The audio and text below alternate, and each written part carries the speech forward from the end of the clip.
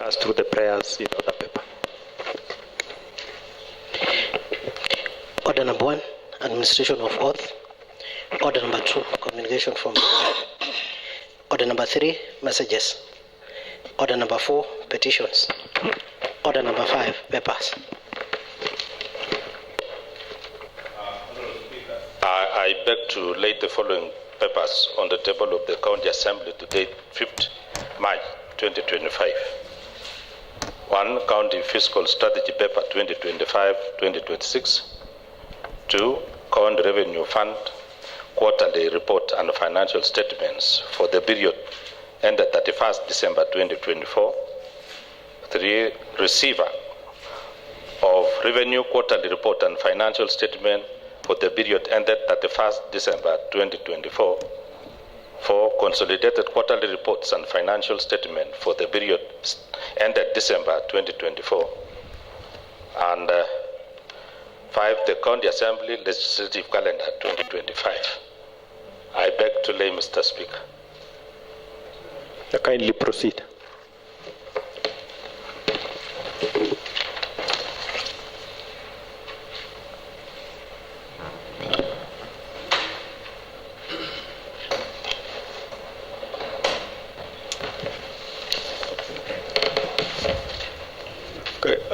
A minute, Honorable.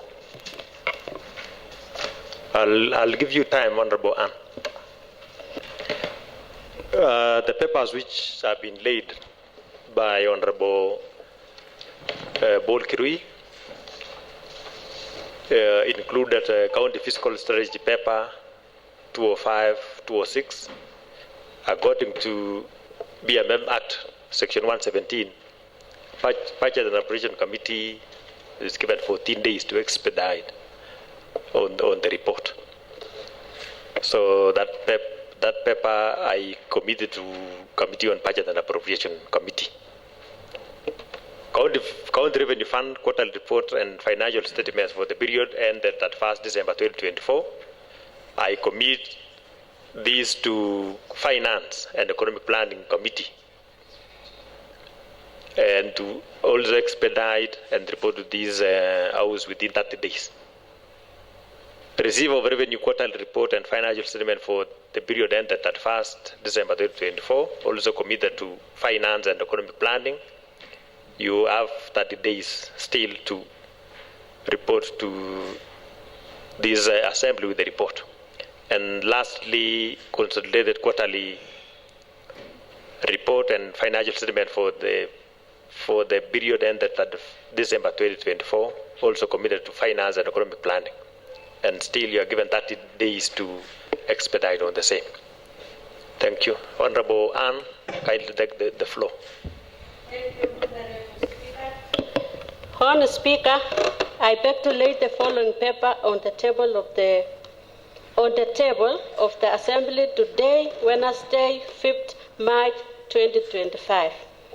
The BOMET County Assembly Supplementary Program based budget for the financial year ending 30th June 2025. I beg to lay. Kindly proceed, Honorable Member.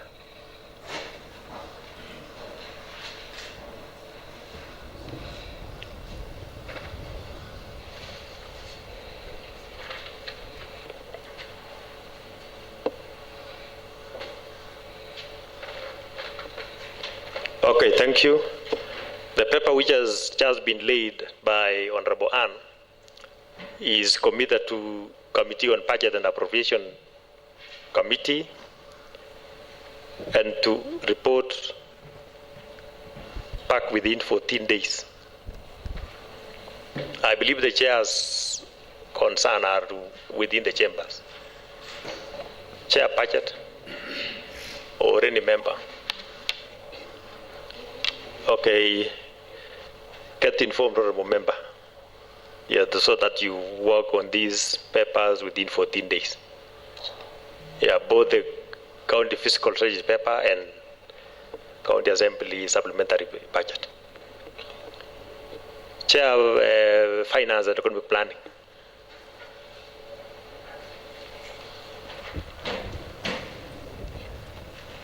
I believe it is notable, Honorable Member. Obliged, Honorable Speaker. Okay, thank you. Clerk. Order number 6, notices of motions. Honorable Speaker, I beg to give notice of the following motion, that pursuant to Standing Order 28.1, this County Assembly approves its calendar, regular session for the 4th session, the 3rd Assembly of the 3rd Assembly, February to December 2025, laid on the table of the County Assembly on Wednesday, 5th March 2025. I beg to lay, Mr. Speaker. Yeah, proceed.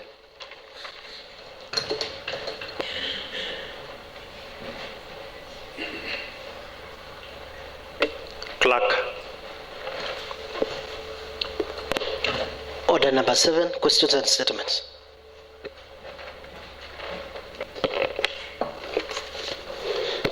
Thank you, Honorable Speaker. Mr. Speaker, I rise to seek a comprehensive statement from the Chairperson Committee on Finance and Economic Planning concerning the status of revenue collection in BOMET County. In the statement, Honorable Speaker, I would like the Chairperson to state how the county collected its revenue from 2nd December 2024 to 14 January 2025, given that the previous Jambo Pay system that was being used expired on 30th November 2024 and was switched off on 2nd December 2024. Also, Mr. Speaker, I would like the Chairperson to indicate how the current BOMET Pay system was procured. And thirdly, Honorable Speaker, is to explain why the permanent and pensionable revenue staff have not been paid for the last 2 years and why the contractual staff have not been paid for the last 6 months. Again, Honorable Speaker, I would like the Chairperson to explain why the revenue collectors are utilizing their own mobile phones and bundles in the collection of revenue, yet there is a system and budgetary provision for the same. Fifth, Mr. Speaker, is to explain why businessmen and women who paid for single business permits in January have not been issued with the same up to now. Sixth, Honorable Speaker, is to explain why the revenue staff have not been trained on the use of the new system. Seventh, Honorable Speaker, is to explain how the county's database is secured, given that the county has not signed any contract with the service provider. And lastly, Honorable Speaker, that is the 8th question, is to explain why the revenue collection staff who are on permanent and pensionable terms have not been promoted for the last 10 years. I beg to the Honorable Speaker. Yeah, proceed.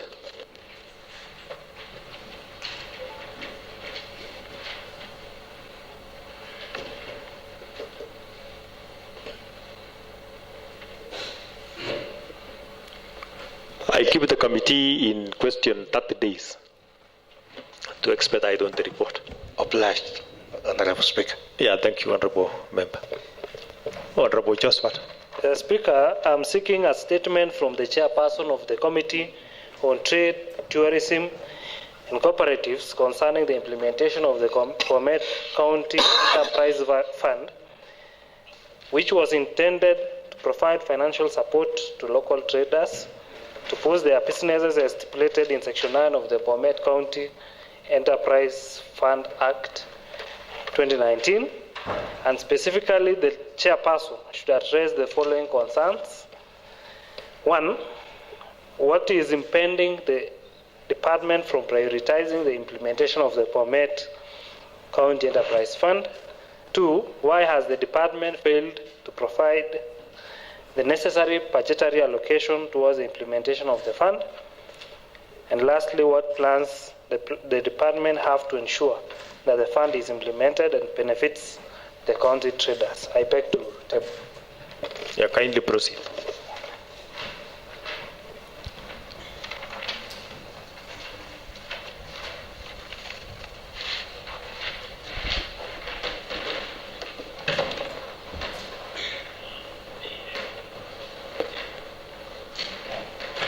I give the committee in question 30 days to expedite on the same.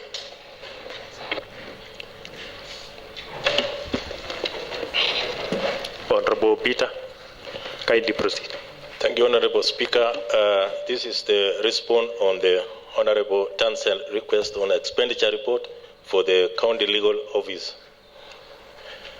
Honorable Speaker, first I should admit that this response is long overdue.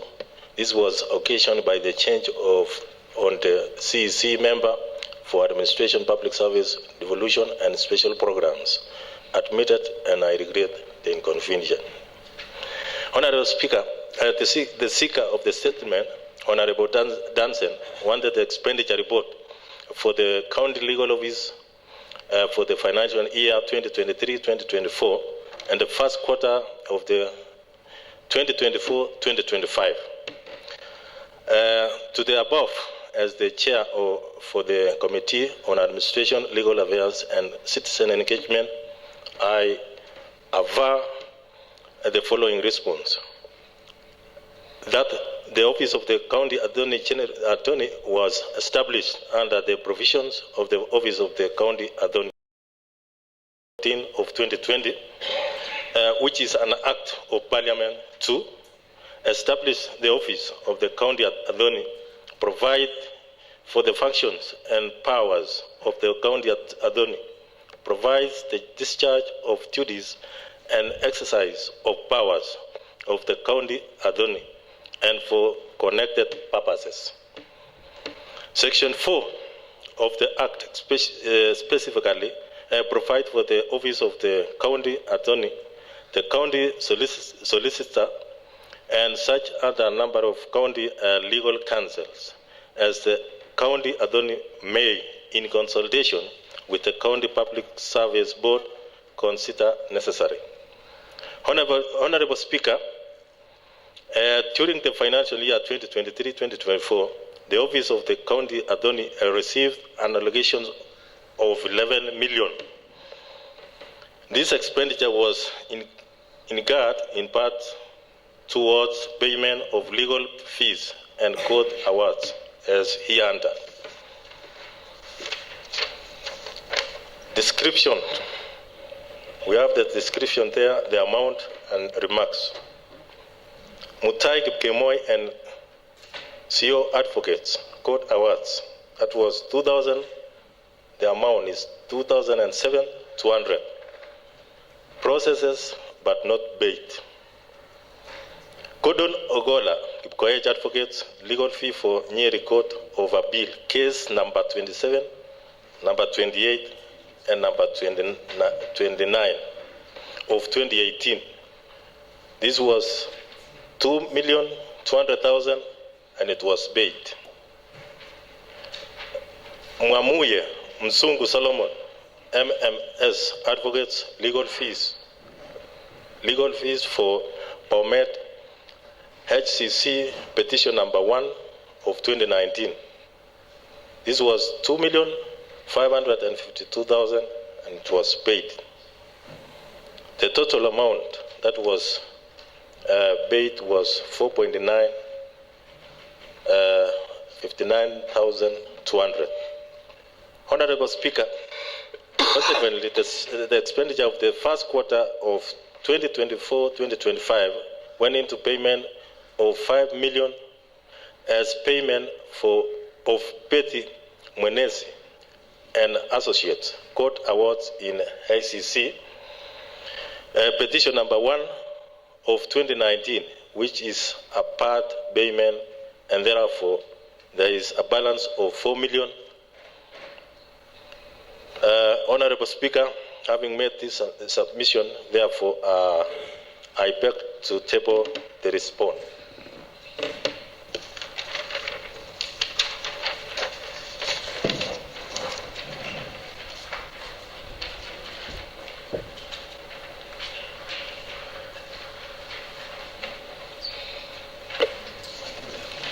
Okay, thank you, Honorable Peter. Honorable Dancel, kindly comment on the response to the statement you sought. Thank you, Mr. Speaker. I would like to say thank you to the committee for the response they've given. However, it has taken almost 6 months, Mr. Speaker, since I asked the question.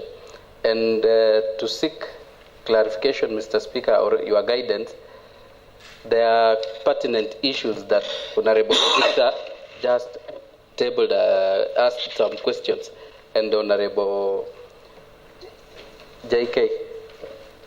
Honorable Josephat, Mr. Speaker, and you gave directions that after 30 days we get the response. I think 30 days is derailing our role of oversight, Mr. Speaker. If with your guidance, I was requesting that give it even 10 days or maximum 14 days. Thank you, Mr. Speaker.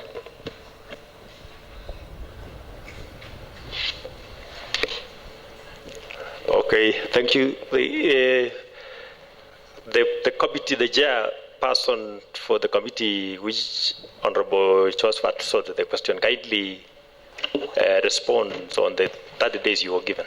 Thank you, Mr. Speaker. I believe the 14 days is enough for me to respond this for the question raised by Honorable Josephat. 14 is enough. Yeah, it is within the 30 days. Having 14 and 30, but it's within 14.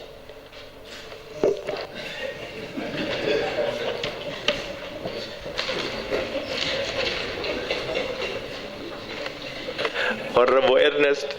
Mr. Speaker, I'm pressing to request that you allow us to delve into the statement, the response by the chair on the expenditure of a legal department, with your permission. Yeah, permission granted. Thank you very much, Mr. Speaker. I was looking at the response by the chair administration that in this department of legal, he has given us the expenditure where the department was allocated 11 million. Mr. Speaker, of interest in the question raised by Honorable Dancel is that I expected the chair in his response to state